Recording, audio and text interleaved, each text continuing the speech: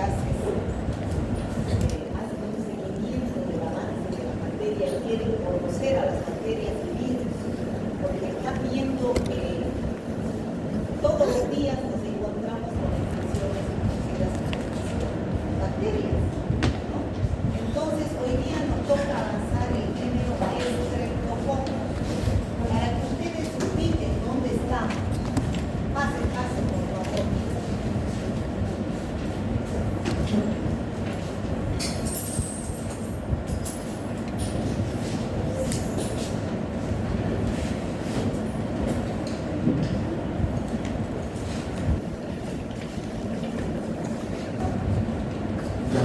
Ustedes tienen todos esta tablita en su guía. Estamos siguiendo ese mismo orden. Entonces, todas las clases, como les dije en la anterior clase, les pongo esta tablita para que sepan en dónde estamos. Fíjense, hemos empezado con pocos gram positivos, con bacterias gram positivos, pocos vacíos. ¿Por qué están pintados de lila? Porque así se ven en el microscopio. Aquí están los gram negativos. La anterior clase habíamos avanzado el género es pocos gram positivos, son dos géneros. A ver, todo el mundo la mira a ella, le canta para atrás, para adelante.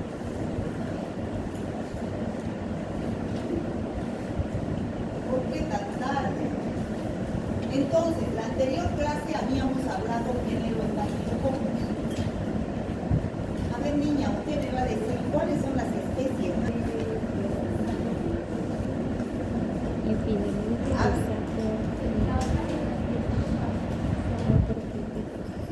Diga, de nuevo. Las tres especies importantes, diga, bueno.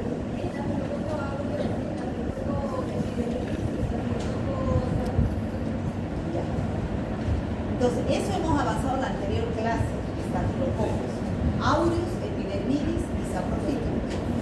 Hoy día vamos a avanzar los otros pocos gram positivos, que son los streptococcus, género Streptococcus. Streptococcus pyogenes,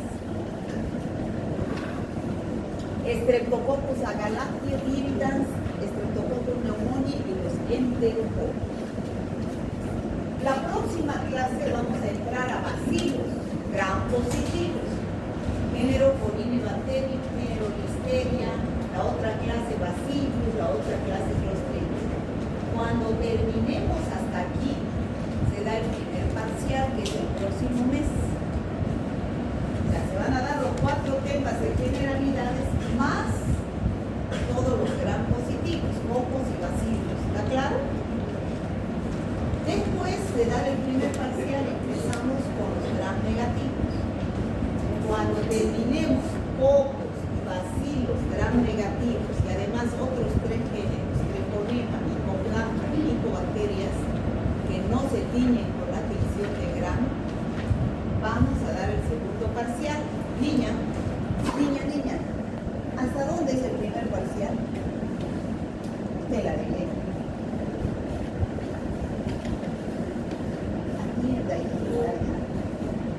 Yo aquí los quiero a todos. Por favor, es molesto tener que hablar aquí y que otros estén hablando, riendo ahí. Ya, por favor. 1 hora nomás nos vamos a pasar clases. Esa hora, por favor, atiendan. Si no, quédense afuera, yo no les digo nada. Si les hago llenar esa hoja es porque me exigen. Pero a mí donde sí me interesa que vayan a la práctica, porque ahí lo voy a conocer. ¿Ya? El que viene aquí es porque si no sabe teoría no puede ir a práctica. Por él mismo, no por mí, por nota ni por nada. Si no conoce la teoría, la práctica, ¿cómo la va a aplicar? ¿Ya? Pero que vengan aquí a molestarlo. Bueno, y después de que avancemos todas las bacterias, en virología, el tercer parcial. ¿Ya? Entonces, terminamos hasta aquí y es el primer parcial. Ya habíamos visto la anterior clase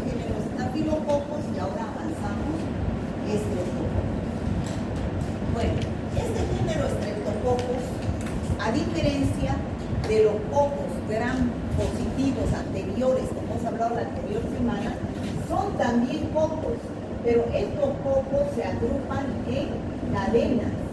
Viene del griego estrepto, que quiere decir cadenas. Son redonditos y se agrupan en cadenas, todos. A excepción del Streptococcus pneumoniae o neumococo, que son grupos de a dos, o sea, diplococos. No se agrupan en cadenas y no son tan redonditos, son medio lanceolados, dicen los libros, y tienen su cápsula de polisacáridos. Bueno, todos los demás son cocos gram positivos en cadenas. Todos se agrupan en cadenas. Bueno, lo que está con azul son las especies que vamos a estudiar. Más ampliamente vamos a estudiar al Streptococcus pyogenes con sus toxinas y fermentos que producen las enfermedades y cuadros clínicos, que son los supurados y no supurados. Y luego vamos a estudiar a los otros Streptococcus. Como les decía, viene del griego estrepto, que quiere decir cadena, porque se agrupan en cadenas. Fíjense, todos se agrupan así en cadenitas, excepto el neumococo, que se agrupan en grupos de a dos, que son los diplococos. ¿Ya? Bueno, la clasificación. Esta es la clasificación de acuerdo a género y especie. La que he escrito en la pizarra es esta. Pero también hay otras dos clasificaciones importantes. La clasificación de Lancefield, que es una investigadora llamada Rebecca Lancefield, que en base a un antígeno que tienen las bacterias en su pared celular, los ha clasificado con las letras del alfabeto en mayúsculas. El Piógenes lo llamó grupo A de Lancefield, el Agalactiae grupo B de Lancefield, el Enterococo grupo D de Lancefield, y los Viridans y Streptococcus pneumoniae no tienen ese antígeno que buscó Rebecca Lancefield, que clasificó Rebecca Lancefield. O sea, estos dos grupos, neumococo y Streptococcus viridans, no están dentro de la clasificación de Lancefield. Es para que ustedes sepan que cuando vean en un libro, vean faringitis, es producida por un coco gram positivo que es del grupo A de Lancefield. Se refiere al Streptococcus pyogenes, ¿ya? Pero no es esa la única clasificación. Hay otra clasificación en base a la hemólisis. ¿Qué es la hemólisis? ¿Qué es hemólisis, chicos?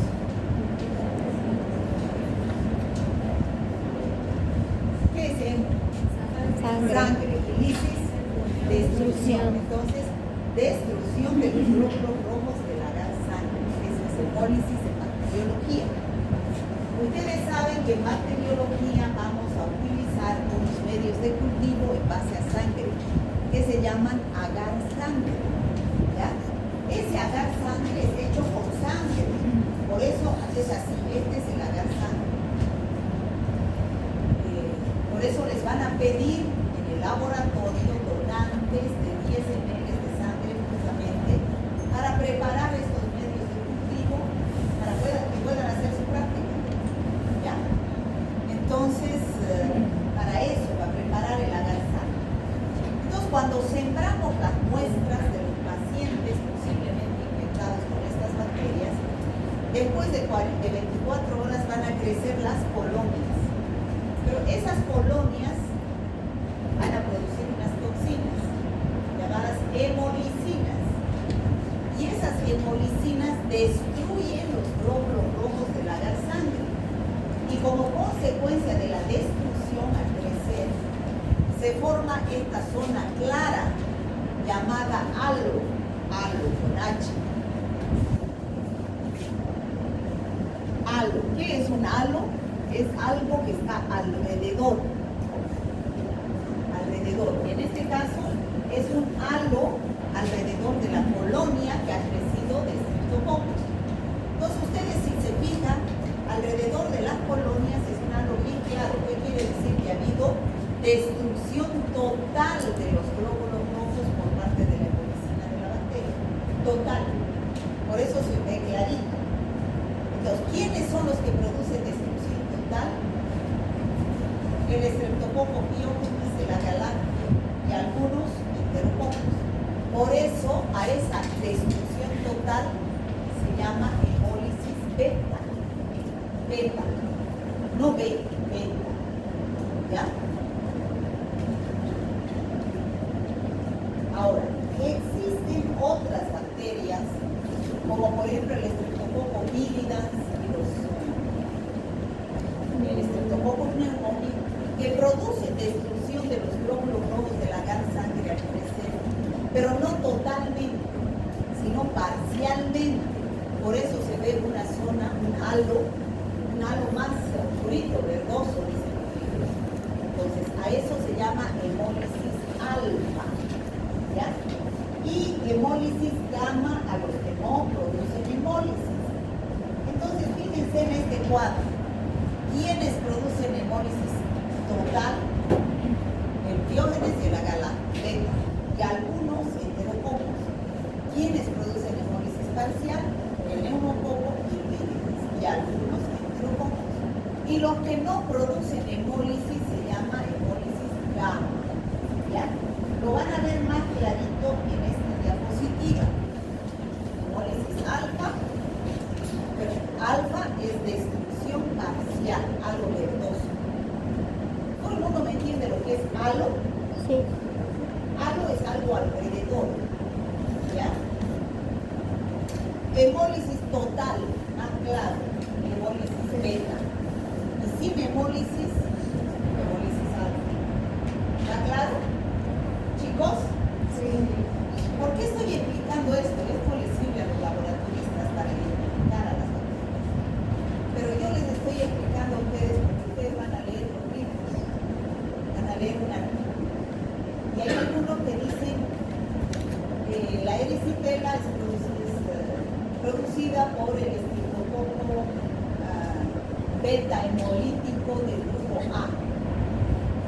Entonces ustedes tienen que saber qué es beta hemolítico y del grupo A del Lancet. No dicen Streptococcus pyogenes, dicen del grupo A del Lancet. Entonces ustedes ya saben hoy día de qué se refiere al Streptococcus pyogenes. ¿Ya? Y cuando es alfa, beta, gamma hemolítico. Bueno, entonces vamos a empezar a describir cada uno de estos estreptococos, empezando por el primero que es el Streptococcus pyogenes. ¿Ya? Ya hemos dicho que es del grupo A del Lancefield, es un coco gram positivo, hemos dicho que es beta hemolítico. Algunos, 5 a 10%, somos portadores de esta bacteria en la mucosa nasal y en la faringe.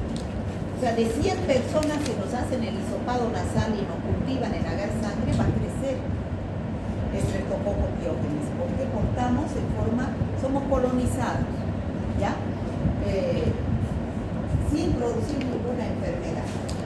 Ya dijimos que este Streptococcus pyogenes es beta hemolítico, porque es del grupo A del Lancet.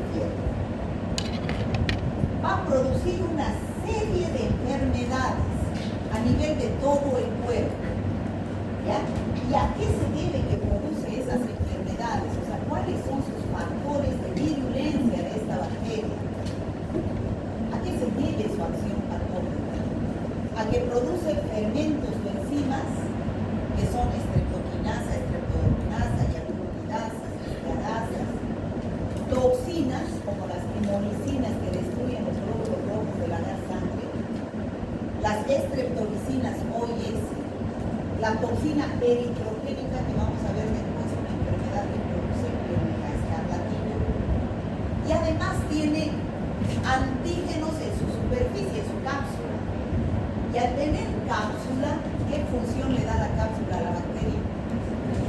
Antifagocitaria. Eso no se olvide. Evita que la fagociten.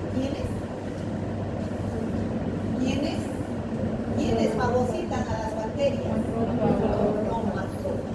Entonces, si yo tengo un caparazón, no me llega a las alas. ¿Ya? No me favorece. Entonces, ya hemos dicho que producen una serie de enfermedades desde la piel, que es lo más superficial, hasta la sangre, que es lo más profundo. Vamos a describir en este cuadrito todos esos cuadros clínicos, no todos, los más importantes, que produce esta bacteria, ya Streptococcus pyogenes.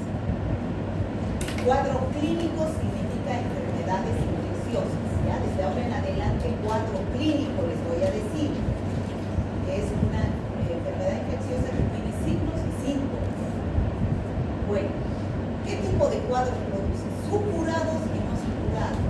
¿Qué significa supuración? Con pus, o sea que producen pus, material purulento, eso significa, esa herida está supurando, dice, está saliendo pus, ¿ya? Tienen que ir aumentando su léxico, chicos, ¿ya? Pus es el líquido amarillento que sale cuando hay una herida infectada o cuando hay una mucosa infectada. Eso es supurado, purulento, ¿ya? Y no supurado, lo que no produce pus. Entonces, esto es supuración, pus, ¿ya? Para que les quede claro. ¿Y cuáles son esos procesos supurados? O sea, que producen pus. Hay cuadros específicos e inespecíficos. ¿Qué significa específico en el sentido general de la palabra? ¿Quién me puede decir qué significa específico? Algo que, si yo digo esta computadora,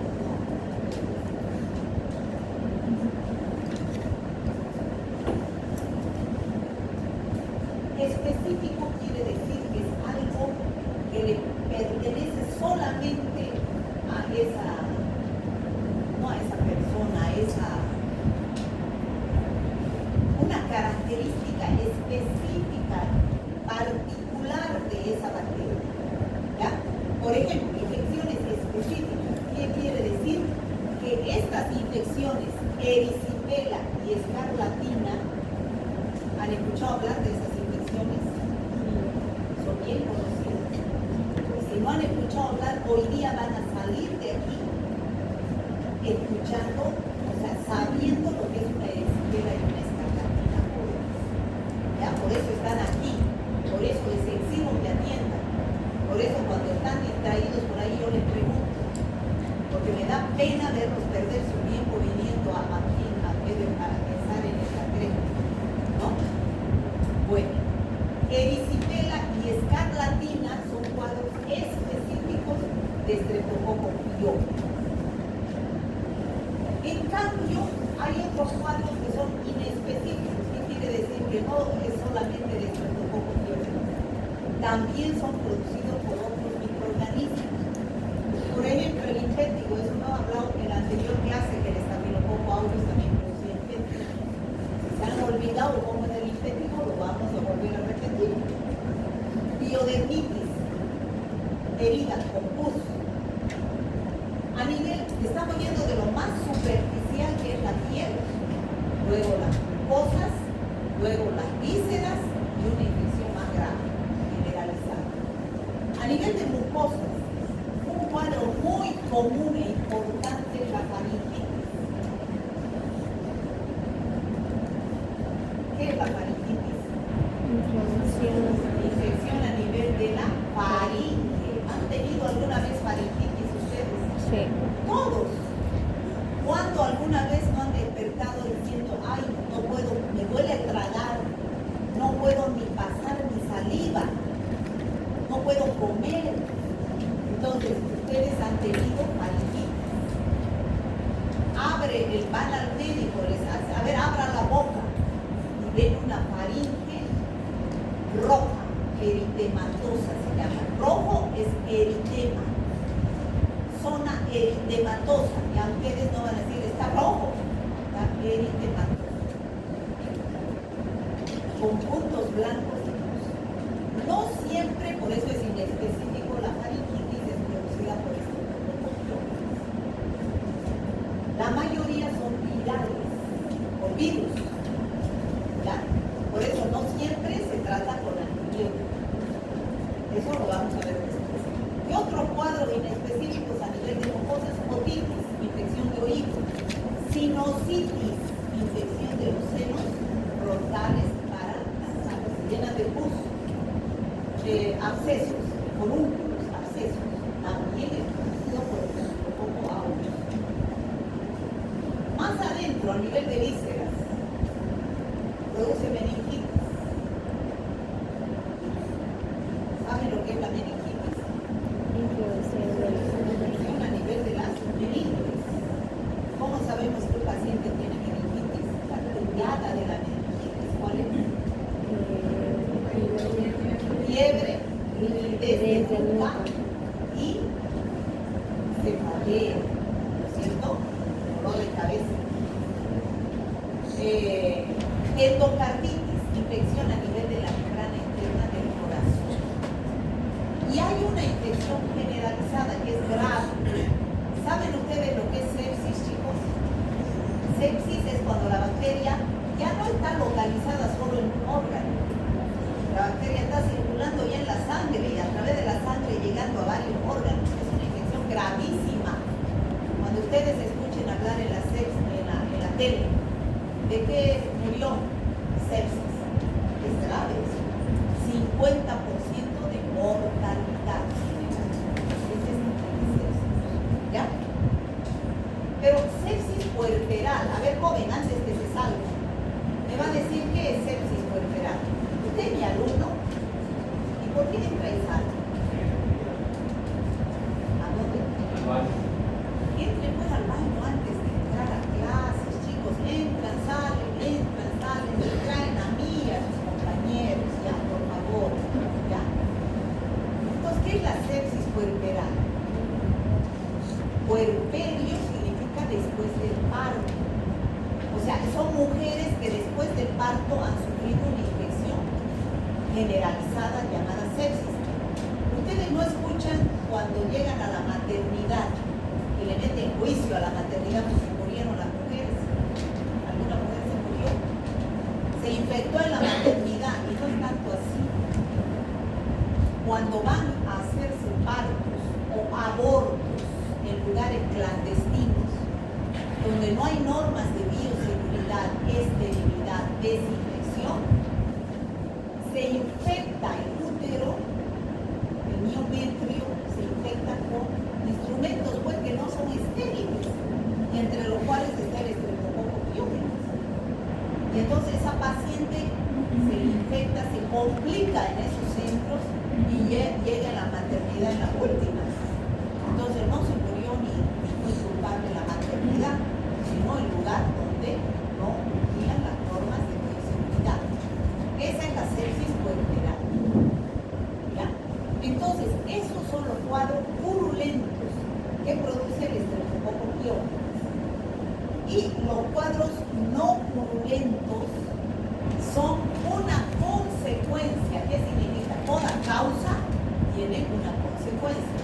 Si yo no me curo de una faringitis, de una erisipela, de una escarlatina, sobre todo de una faringitis, a la larga, en esa faringitis, ese niño que no se ha curado de una faringitis, se forman unos inmunocomplejos en los riñones y da la glomerulonefritis aguda, enfermedad grave.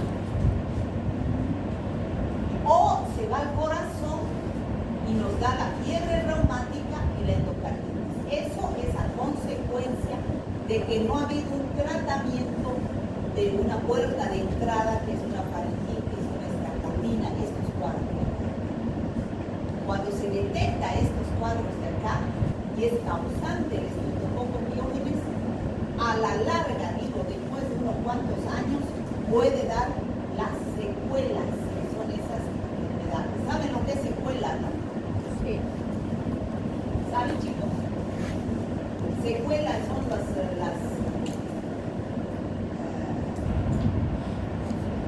consecuencias de una enfermedad anterior. Por ejemplo, las secuelas de la poliomielitis es quedarme paralítico. Las secuelas de la chikungunya es quedarme con el dolor en las articulaciones sin poder caminar. Esa es una secuela. ¿Ya todo el mundo sabe lo que es secuela? Chicos, es castellano, no es término médico, una secuela. ¿Ya?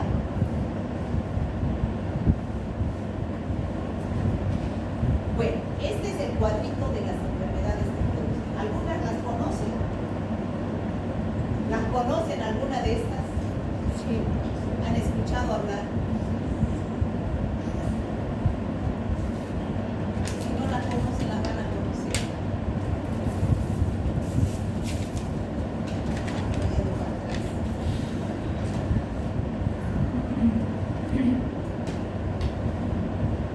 Vamos a ver en fotos los procesos circulares. Habíamos dicho en primer lugar el linfético, ¿no es cierto? Eso es el linfético. También era producido por el Staphylococcus aureus. ¿Qué es el linfético, chicos?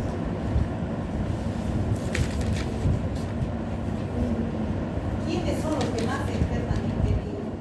Niños. Los niños. ¿Por qué? Porque los niños juegan con tierra, no se lavan las manos, se rascan y se contaminan. ¿Dónde salen esas zonas que se llaman rojo? Eritematosas, zonas eritematosas, pustulosas. ¿Qué es pustulosa? Pus. Y que después se convierten en costras. Costras deben saber qué es. ¿No? Chicos, ¿saben qué es costra? Bueno, y generalmente ¿dónde aparece? Alrededor de los orificios de la cara, alrededor de la boca, de los ojos, de la nariz, pero también puede aparecer en el cuello, en los brazos, en cualquier lugar, pero lo más común es periorificial. Forúnculos, ya saben ustedes qué es un forúnculo. Acumulación de pus, una tumoración de pus, forúnculo o absceso, también producido por el Staphylococcus aureus. Entonces, ¿qué tengo que hacer con esa acumulación de pus? Dejarlo madurar y drenar, ¿no es cierto? Drenar, sacar el material purulento para que pueda llegar el antibiótico. Porque si yo lo dejo así encapsulado, el antibiótico no llega. Tengo que drenar. ¿Ya? Eso también es un forúnculo o absceso. Bueno, hemos visto el linfético, los abscesos. Ahora vamos a ver la faringitis que les decía, tan común. Cuando ustedes tengan ese dolor de garganta, que se llama odinofagia. ¿Qué es odinofagia? Dolor al tragar. Ustedes en las historias clínicas no van a poner paciente con dolor al tragar. Tienen que poner paciente con odinofagia. Dificultad para tragar, no dolor. Dificultad, no puedo tragar. Los niños no comen porque les cuesta tragar. Dolor. Disfagia se llama la dificultad para tragar. Los pacientes que tienen odinofagia, disfagia. ¿Y cómo ven esa faringe? ¿Está normal? No. Está eritematosa. Edematosa. ¿Qué es edematosa? Hinchazón. Y además, ¿qué es lo que ven ustedes? ¿No ven unos puntos blancos de pus? ¿Lo ven? ¿No ve usted? No, dice. Estos son puntos blancos de pus. ¿No ven? ¿No se ve blanco ahí, joven? Usted que decía no ve. ¿Lo ve? Joven, usted. ¿Los ven los puntos blancos?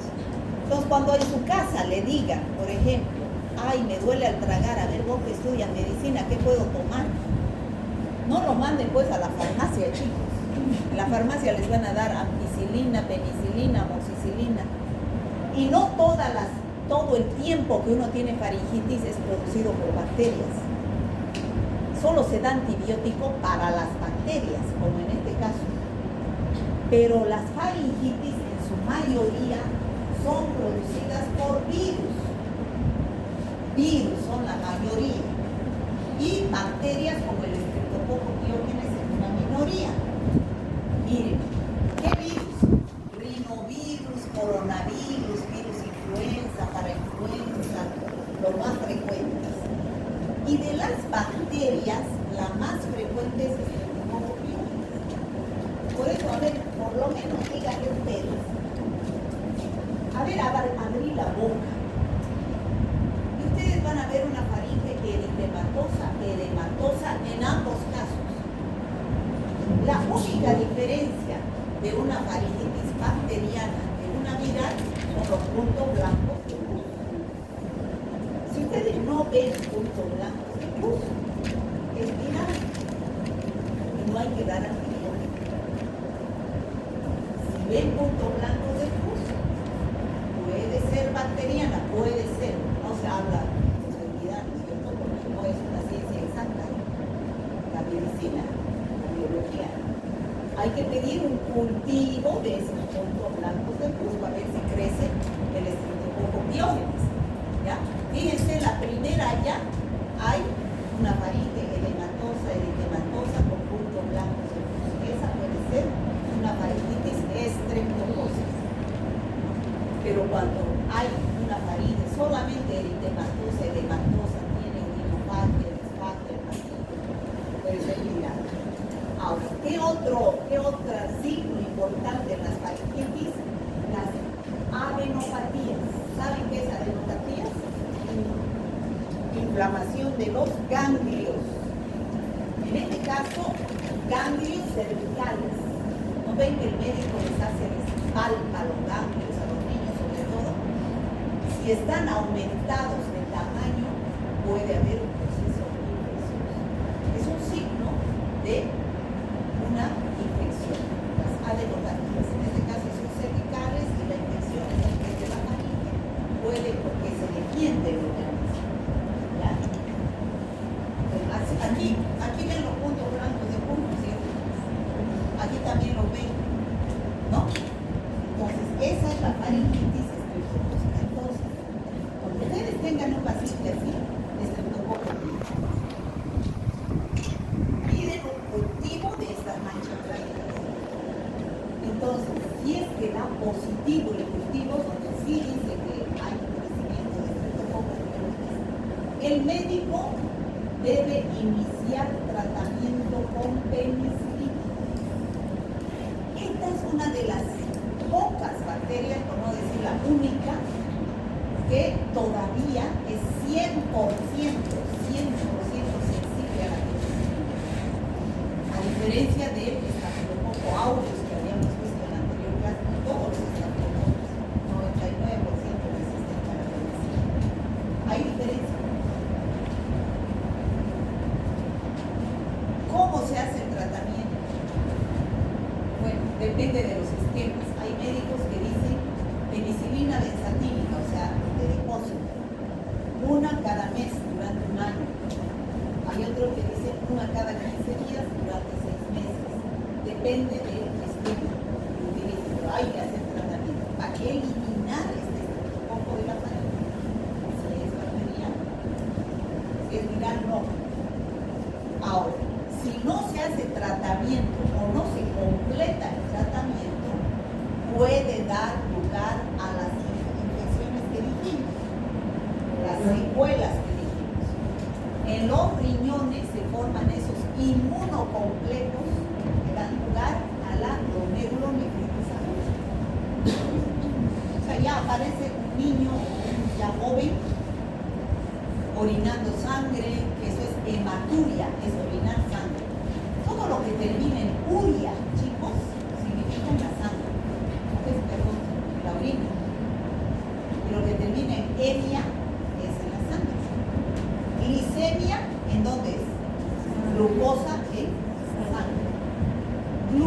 oligonuria es glucosa en orina. ¿Sí? Entonces, ese paciente con glomerulonefritis aguda empieza orinando sangre con hematuria, con proteinuria, con oliguria. ¿Qué es oliguria? Cuando uno orina poquito, gotitas. Oligo es poco. Edema nefrogénico, o sea, se hinchan las piernas, hipertensión, aumento de la presión y malestar general. Entonces, esto es una consecuencia de no haber hecho tratamiento de una simple. ¿Ya? Y también puede ser la endocarditis, como dijimos anteriormente, y la fiebre reumática, ¿no es cierto? Ahora, hemos hablado de los cuadros inespecíficos.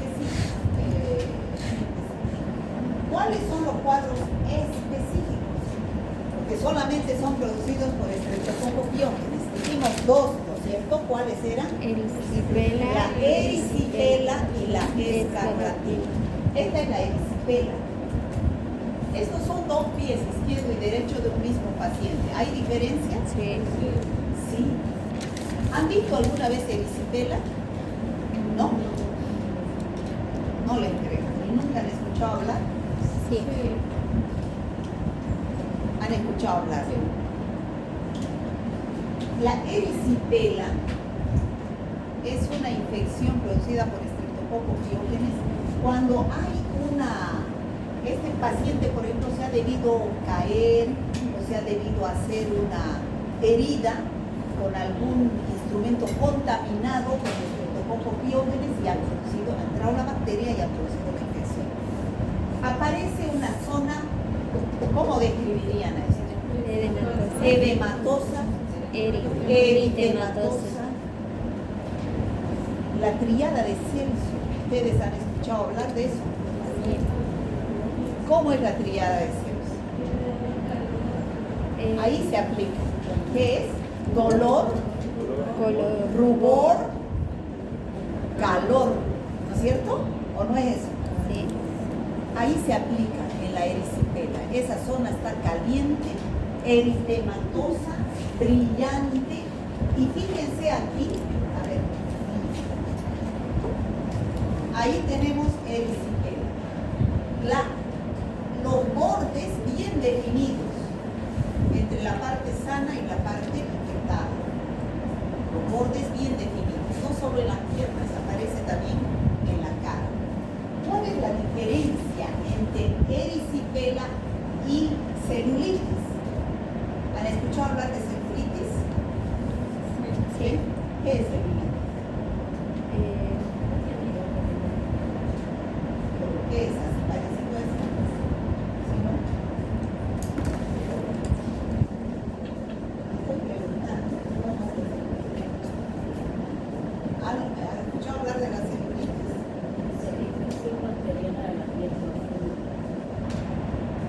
Igual que la erisipela, infección bacteriana de la piel, pero celulitis llamamos. ¿A qué llaman celulitis? ¿No han escuchado hablar de celulitis en forma común? Sí, es cuando generalmente cuando uno es gordito así. Cuando uno es gordito, enflaquece, se forma la piel de naranja, que dicen. Pero eso no es celulitis, chicos.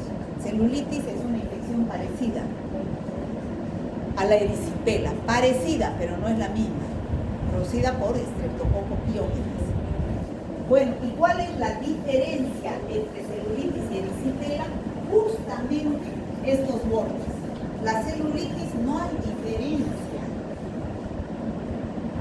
entre la piel sana y la piel infectada. Aquí en erisipela hay diferencia. Se ve, ¿no? El borde bien definido. Ya, eso es erisipela. Ahora, ¿qué otra infección específica decíamos que producía esta bacteria? Escarlatina. La escarlatina. ¿Qué es la escarlatina? La escarlatina es una enfermedad exantemática. ¿Qué significa exantemática? ¿Sabe usted? Que produce exantema. Pero ¿saben qué es exantema? Exantema es esto. Exantema es esto. han visto un exantema? Cuando toman algún medicamento, hay alergia, dicen, ¿no es cierto? Eso es exantema. Exantema pueden producir los medicamentos, las alergias. Toco esto y me produce alergia, eso es exantema. Me da dengue, me da exantema. Me da chikungunya, me da exantema. Me da varicela, tengo exantema. Me da sarampión, tengo exantema. Me da escarlatina, tengo exantema. Es esa coloración, esos puntitos rojos que salen en la piel. Exantema es porque es en la parte externa, piel. Ahora hay otro término, enantema, es adentro. Por ejemplo, abra la boca en el sarampión, hay un enantema, una mancha roja en la boca, pero eso es enantema, adentro. Esto es exantema. ¿Ya? Entonces la escarlatina es este exantema, producido por la toxina eritrogénica, toxina eritrogénica se llama, del Streptococcus pyogenes, toxina eritrogénica. Entonces, cuando ustedes vean esto, tienen que hacer diagnóstico diferencial. No pueden decir es escarlatina. Tienen que ver si no tuvo dengue, si no estaba en chikungunya, porque esto también se presenta en esas enfermedades en la parte terminal. Pues ahí tenemos la ERIS. Bueno, ya hemos terminado con los procesos supurados y no supurados, que son la glomerulonephritis y la fiebre reumática, que hemos dicho que es una consecuencia de no hacer el tratamiento. ¿Y cuál es el tratamiento? Solamente estamos hablando del Streptococcus pyogenes. ¿Cuál es el tratamiento de elección? No se van a olvidar. 100% todavía, hasta el momento, hasta hoy día, sensible el Streptococcus pyogenes a la penicilina. Qué noble, ¿no? O sea, la penicilina, seguir usando la penicilina es una nobleza de la bacteria, ¿no? Ahora, si el paciente es alérgico a la penicilina, el médico pide antibiograma para probar otros medicamentos como macrólidos, erythromicina, ciprofloxacina, rifampicina o vancomicina. ¿Está bien, chicos? Eso es Streptococcus pyogenes. ¿Está claro? Sí. ¿Alguna pregunta? Pasamos al segundo, Streptococcus agalactius. Ya dijimos que este Streptococcus agalactius era del grupo B de quién? ¿Grupo B de quién? Rebeca De Lance. Lancelot. Y es beta hemolítica. Bueno, esta bacteria, así como el Streptococcus pyogenes la podemos tener en la nariz 5 a 10% de las personas, algunas mujeres tienen a esta bacteria en la vagina, colonizando la vagina sin producir ningún signo o síntoma. Pero ¿cuál es el problema? De que cuando esa mujer que tiene a esta bacteria en la vagina, cuando se embaraza, no debe tener por parto su bebé, porque al pasar por el canal vaginal donde está esta bacteria, el bebé aspira las secreciones vaginales de la madre. Se van hacia los pulmones, hacia las meninges y termina en sepsis neonatal. Esa es la principal patología producida por el Streptococcus agalactius. Meningitis y sepsis neonatal. En cambio, si nace por cesárea, no pasa por el canal vaginal. No hay riesgo de que se produzca esta infección. Entonces, infecciones neonatales. ¿Saben ustedes lo que es una infección neonatal? Una meningitis neonatal. ¿Saben lo que es neonato? Sí. ¿Qué es neonato? El recién nacido. Recién nacido, ¿hasta cuándo? Hasta los 28 días de nacido. Hasta los 28 días de nacido se dice neonato. ¿Ya? Después de los 28 días ya es bebé. Después ya es niño. ¿Ya? Entonces, produce meningitis neonatal. Ya saben ustedes la triada de la meningitis. Sí. Rigidez del cuello,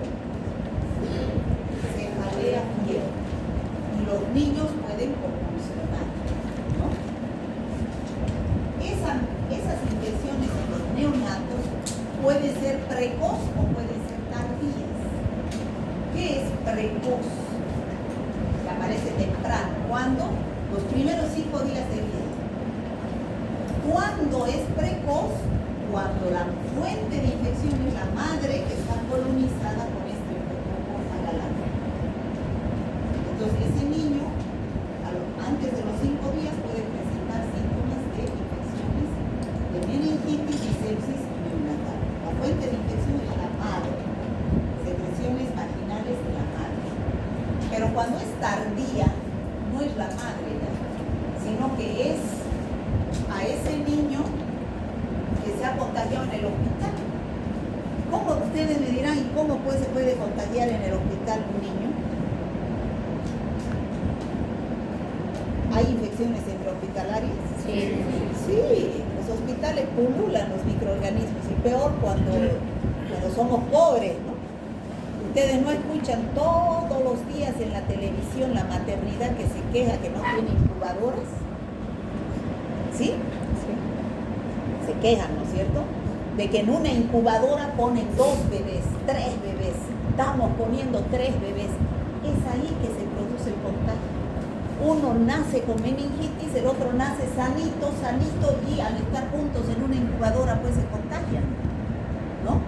Entonces eso es una infección intrahospitalaria, cuando aparece en forma tardía. El bebé nació sanito, pero en el hospital le da una infección neonatal.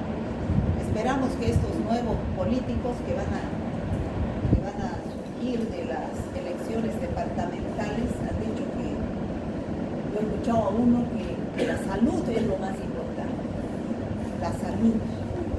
Espero que así sea, ¿no? Que atiendan la maternidad, el oncológico. Ay, es tanta desgracia que hay en la salud, chicos. No saben que cuando vayan ustedes a los hospitales van a darse cuenta de la miseria que es la salud en Bolivia, ¿no? Cuando los chicos hacen su internado, hay gente que no tiene ni para comprar un medicamento porque los hospitales no tienen nada.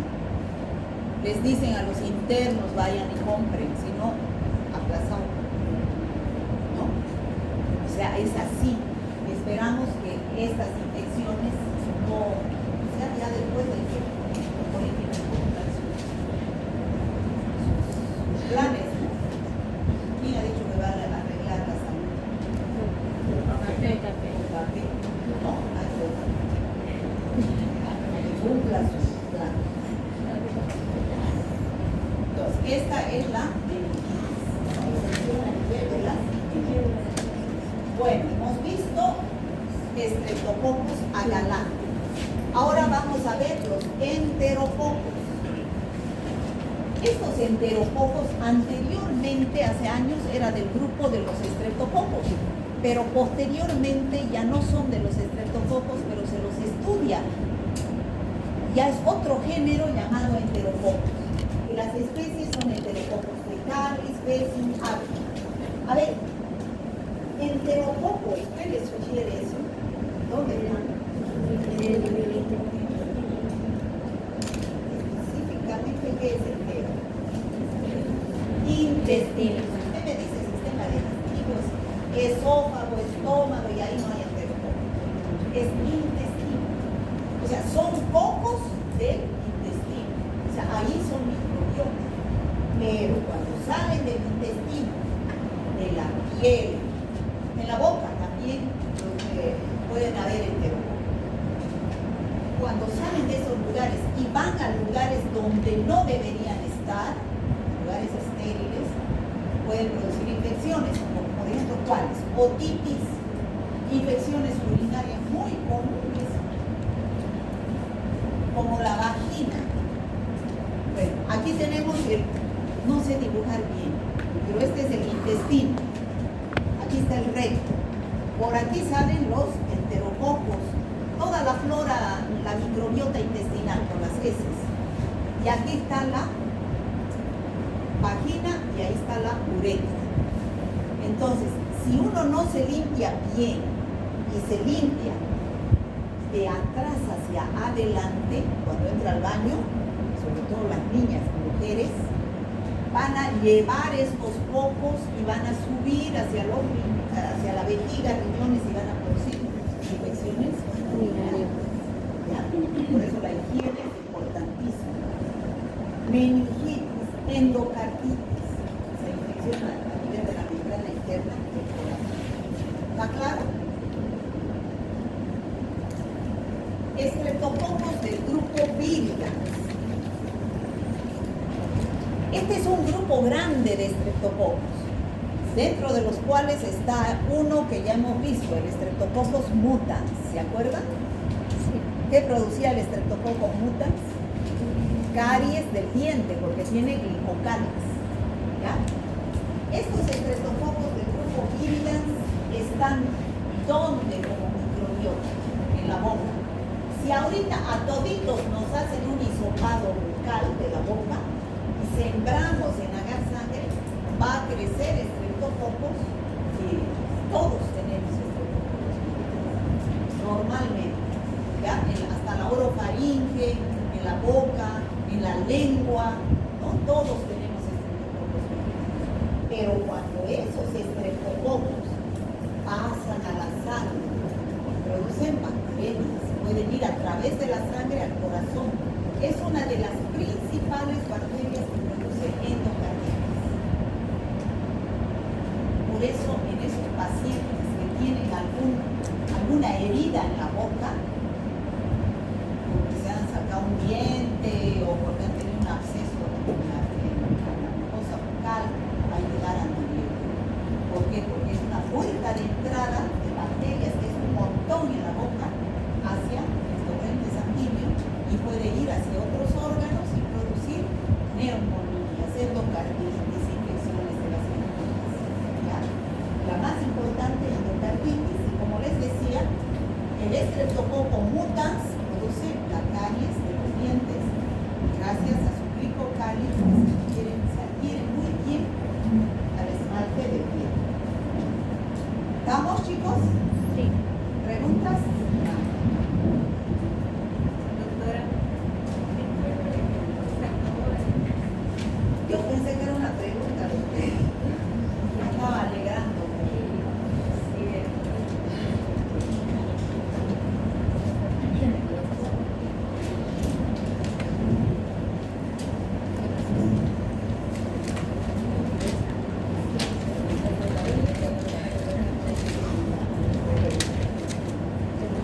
Entonces, vamos por el último, chicos, el último esfuerzo.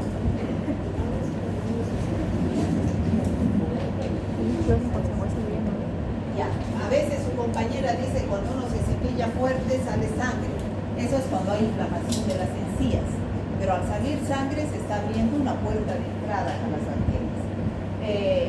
Eso no... Si usted está inmunocompetente, la bacteria va a ir a la sangre, pero en forma transitoria. Vienen nuestras defensas y la neutralizan. Pero si usted es inmunodeprimida, no tiene defensas, esa bacteria puede ir al corazón, producir endocarditis, o puede ir a las meninges, producir meningitis, ¿no? Todo depende del estado inmunitario de las personas. Bueno, Streptococcus pneumoniae, ya hemos dicho que también se llama neumococcus. Hemos dicho que todos estos son cocos gram positivos en cadena, menos el Streptococcus pneumoniae o neumococo, que son diplococos gram positivos encapsulados, ¿ya? Tienen cápsulas. Aquí tenemos, este es un leucocito polimorfo nuclear, tiene varios núcleos, y este es el Streptococcus pneumoniae, ¿ya? Son diplococos gram positivos que no son reductivos. Bueno, ¿por qué esta bacteria produce infecciones? ¿Cuál será la infección más importante? Su nombre lo dice. Neumonía. Neumonía. ¿Y cuál es la triada de la neumonía? Fiebre, no dolor de cabeza. Tos. Fiebre, dolor, bueno, lo más importante es tos. Tos con expectoración. Dolor en punta de costado al fiebre, ¿no? Esa es la triada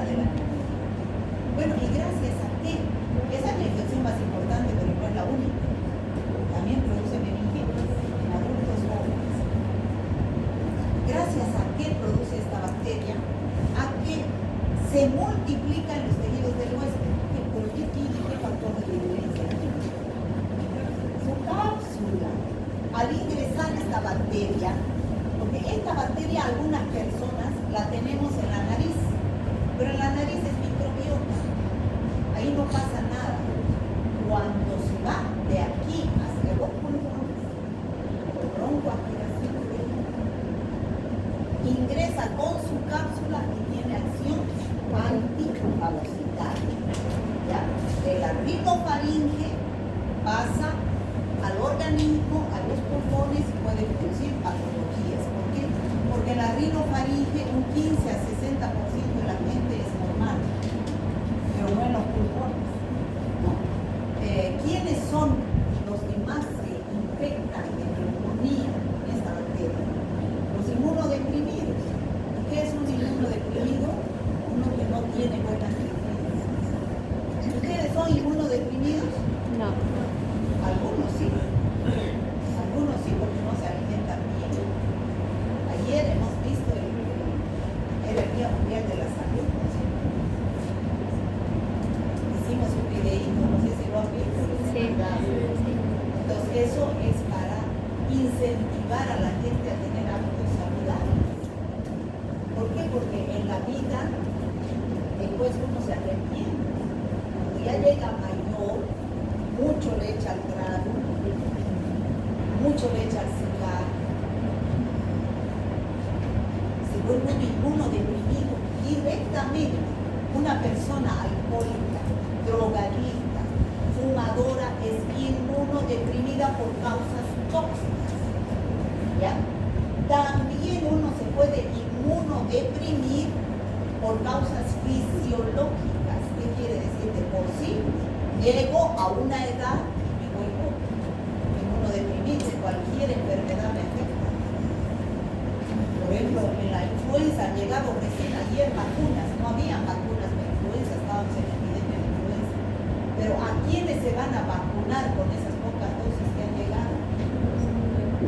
A los niños y a los ancianos, porque es cuando son población en riesgo por ser inmunodeprimidos por causas fisiológicas. También hay inmunodepresión por causas de los medicamentos, causas terapéuticas se llaman. ¿Qué medicamentos nos producen inmunodepresión, chicos? Los antibióticos, los más que los antibióticos, los corticoides. Los corticoides, la dexametasona, la prednisona, la betametasona, pero en algunas enfermedades, pues, si no se da corticoide, la enfermedad progresa. El lupus eritematoso, una persona que tiene lupus, si no toma corticoide, chao, chao. ¿Y qué pasa? Se inmunodeprime, esa persona es inmunodeprimida por causa medicamentosa, terapéutica. Un paciente con cáncer tiene que recibir antineoplásicos, ¿no es cierto? Que son los medicamentos para el cáncer. Esos medicamentos inmunodeprimen, también son medicamentos por causa medicamentosa.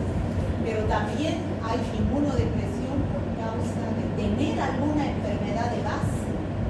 Por ejemplo, diabetes. Un diabético es inmunodeprimido. De por sí. Una heridita en el pie puede hacerle amputar el pie, ¿no? La inmunodepresión. Por eso un diabético hay que tratarlo con pinzas. Un paciente trasplantado es inmunodeprimido. Un paciente HIV positivo. Su estado de inmunodepresión. Bueno, esas son las presas más fáciles de tener cuadros de neumonía global, producida por el neumococo. Entonces, ¿qué es lo que sucede? Tenemos neumococo en la nariz, que hemos dicho algunas personas. Se broncoaspiran y llega desde las vías respiratorias altas hacia los pulmonares, produciendo un edema alveolar que se caracteriza por la triada de la neumonía. ¿Cuál es? Fiebre, Tos tos con expectoración, punta de costado, fiebre. la bacteria que produce neumonía adquirida en la comunidad. La neumonía adquirida en la comunidad es la bacteria más importante productora de neumonía adquirida en la comunidad, no en el hospital, en la comunidad. ¿Ya? Fuera de eso. Bueno, ¿y qué otro cuadro produce además de la neumonía? Un cuadro importante, la meningitis, pero no meningitis en neonatos, ya como el Streptococcus agalactius, sino en niños más grandes por infección respiratoria y aérea y también por en los adultos jóvenes. Ya la bueno, ya hemos terminado con todas estas infecciones. Las han conocido estas bacterias. Van a salir de aquí sabiendo lo que son los estreptococos, ¿no es cierto? ¿O no? Sí. ¿Qué tienen que hacer doctores cuando tengan cuando sospechen de alguna de esas infecciones? ¿Qué tienen que hacer doctores? No examen directo solamente. Tienen que pedir un análisis bacteriológico. Tienen que pedir ayuda al laboratorio.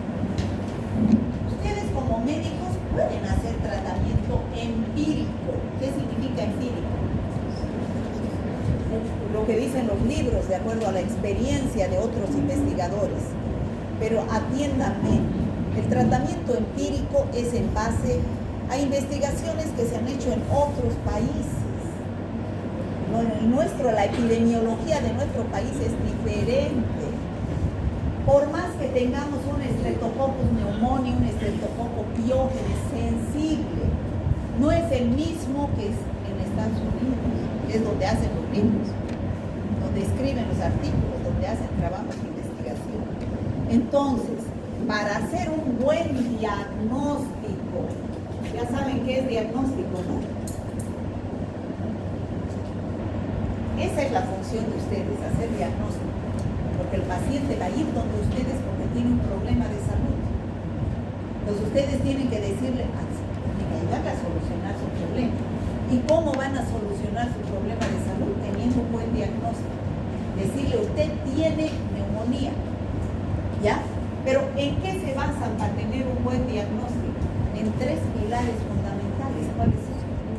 La clínica. La clínica. ¿Qué es la clínica? Signos y síntomas. Los signos y síntomas. Va a ir su paciente y les va a decir a ustedes, doctor, tengo esto. Y ustedes le van a preguntar, esa es la epidemiología. A ver, ¿usted cuántos años tiene? ¿Tiene alguna enfermedad de base? ¿Es diabético? ¿Toma algún medicamento?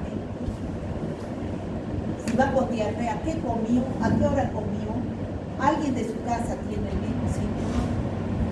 Pues esto lo hacen ustedes. Con estos dos, ustedes tienen un diagnóstico presuntivo. ¿Qué significa eso? La sospecha. ¿Es seguro? No. Es una sospecha. ¿Será neumonía? ¿Será infección urinaria? Entonces, ¿qué hacen para estar seguros? Piden ayuda al laboratorio. ¿Qué es lo que hace el laboratorio? Si este paciente está tosiendo, le va a decir, lleve su muestra de esputo al laboratorio para que veamos qué bacteria tiene y si es bacteria o si es virus, para hacer el tratamiento. No es el mismo tratamiento. Si es una bacteria, un virus, un parásito, no. Y si es bacteria, no es la misma sensibilidad a tal antibiótico que de Juan Pérez que de Pedro Martínez, ¿no? Entonces, este señor Juan Pérez lleva su esputo al laboratorio y en el laboratorio hacen un análisis bacteriológico que vamos a hacer desde la próxima semana. Y que esta semana, en práctica, les van a dar las pautas. Un análisis bacteriológico que tarda 48 horas, el tradicional, que es el que hacemos en todos los laboratorios. Aunque ya hay laboratorios aquí automatizados, que tienen equipos automatizados, que en 6 horas le dan la bacteria, el virus y incluso el antibiograma. Pero aquí tenemos solamente un tradicional. Entonces ese dura 48 horas y tarda, se hace un examen directo, una admisión de Gram, una admisión de Siemens, un cultivo que nos va a decir qué bacteria es y su antibiograma con qué antibiótico hay que hacer el tratamiento. ¿Ya? Entonces, ahí ya ustedes dicen, sí, doctor, su paciente tiene un Streptococcus pneumoniae y es sensible, de acuerdo al antibiograma, a tales antibióticos y resistente a tales antibióticos. Entonces, ustedes ya saben qué antibiótico pueden dar y qué antibiótico no dar. Y entonces, ese su paciente Juan Pérez sí se va a curar porque se está buscando a la bacteria que está en sus pulmones de Juan Pérez, no la que está en el libro de Estados Unidos. Y este ya sería un diagnóstico. ¿Qué? El que es prolongado por análisis de laboratorio es un diagnóstico. Es muy ya científico, ¿no es cierto? Porque se está haciendo una evidencia científica.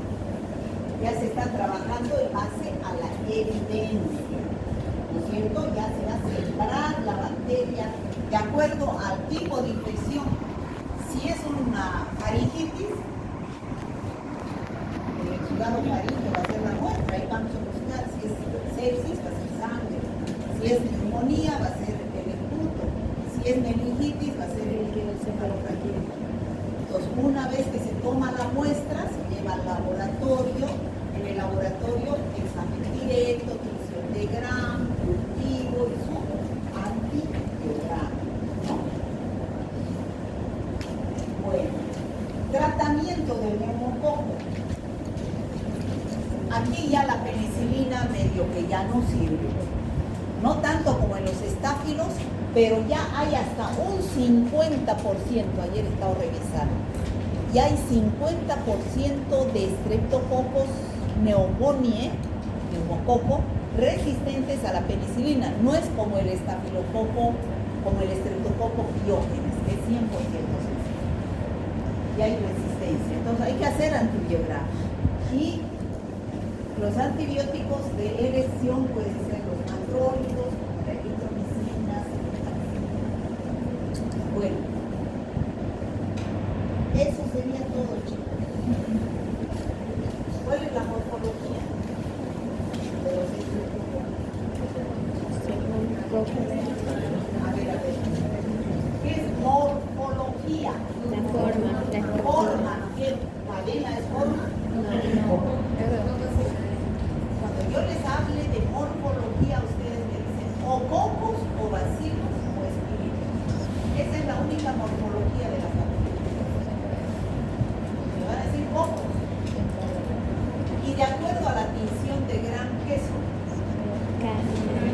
Cocos Gram Positivo. ¿Y cuál es su morfología de agrupación? Cadenas. Cadenas. Excepto ¿No? Cadenas. ¿Cuáles son las especies? Diógenes, Saganario, Viridam, Neumococo, Pneumoniae y Y Enterococcus. aquí tienen que salir sabiendo sus nombres. Diógenes, Saganario, Viridam, el Pneumoniae, Neumococo y el Enterococcus. Chicos, ¿han escuchado estos nombres alguna vez? ¿Sí? Sí, el diógenes. ¿Dónde? Sí. ¿Dónde? El año El año pasado. Sí, repetimos.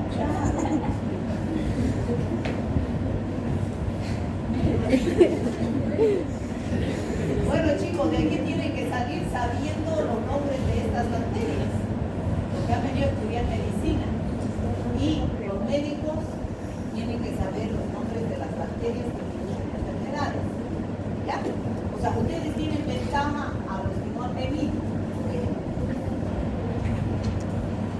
Bueno, el Streptococcus pyogenes produce enfermedades que hemos descrito antes, gracias a factores de virulencia que son sus toxinas y sus enzimas o fermentos. Algunas toxinas. Y aluronidad, eso es enzima. Las hemolicinas que producen ¿verdad? De secreción de los glóbulos rojos. La que produce la escarlatina, ¿cuál es? La toxina eritrogénica, ¿no? Y los fermentos, estreptoquinasa, estreptomasas, terminoglinasas, y sobre todo, ¿qué tiene? Una cápsula de polisacáridos que evitan la fagocitosis. ¿Qué cuadro clínico produce el estreptococo pión? ¿Ya hemos dicho? Supurado y no supurado.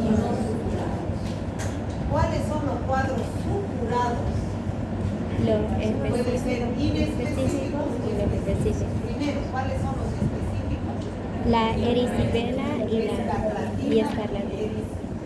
Todo el mundo sabe, está en su mente cómo es la escarlatina y cómo es la erisipela. Y los inespecíficos. A nivel de piel. Hay de piel impétigo Vértigo, y la dermitis.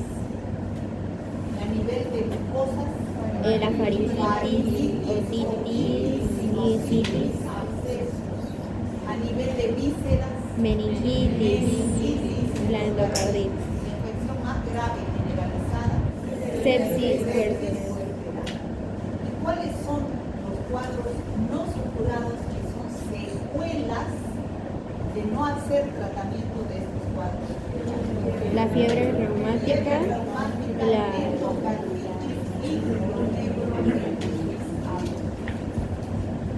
¿no? ¿Cuáles son las principales infecciones del Streptococcus agalactico? las principales ¿Dónde infecciones tienen las mujeres Streptococcus agalactico? en la vagina, En el canal vaginal. Algunas, no todas. ¿Y cómo? Entonces, ¿qué infecciones van a producir? infección Sepsis neonatal, y meningitis neonatal. ¿No? ¿Cuáles son los principales cuadros clínicos del Streptococcus viridans? Viridans, ¿dónde tenemos, chicos? en la boca, Todos tenemos en la boca. Pero si de la boca se va a la sangre y a través de la sangre a otros órganos, puede producir endocarditis, lo más importante. Bacterias, endocarditis, sepsis, y el estreptococo mutans que produce caries. la caries,